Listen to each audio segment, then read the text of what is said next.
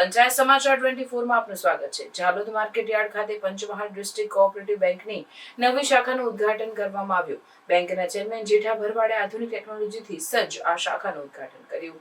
નવી શાખામાં એટીએમ સેવાઓ, ડિજિટલ બેન્કિંગ અને ઝડપી લોન પ્રક્રિયા જેવી સુવિધાઓ ઉપલબ્ધ કરાવવામાં આવે છે। આધુનિક ટેકનોલોજીના ઉપયોગથી બેન્કિંગ કામકાજમાં પારદર્શિતા અને ઝડપ લાવવામાં આવશે। આ સુવિધાઓથી ગ્રામીણ વિસ્તારના લોકોને શહેરી સ્તરની બેન્કિંગ સેવાઓ મળશે। ઉદ્ઘાટન સમારંભમાં સાંસદ જશવંતસિંહ ભાભોર, ધારાસભ્ય મહેશ ભુરિયા અને રમેશ કટારા સહિત અનેક મહાનુભાવો ઉપસ્થિત રહ્યા હતા। કનૈયાલાલ કિશોરી, તાલુકાના હોદ્દેદારો, કાર્યકર્તાઓ અને મોટી સંખ્યામાં ખેડૂતો પણ હાજર રહ્યા હતા। કાર્યક્રમમાં બાળકોએ સાંસ્કૃતિક કાર્યક્રમો રજૂ કર્યા।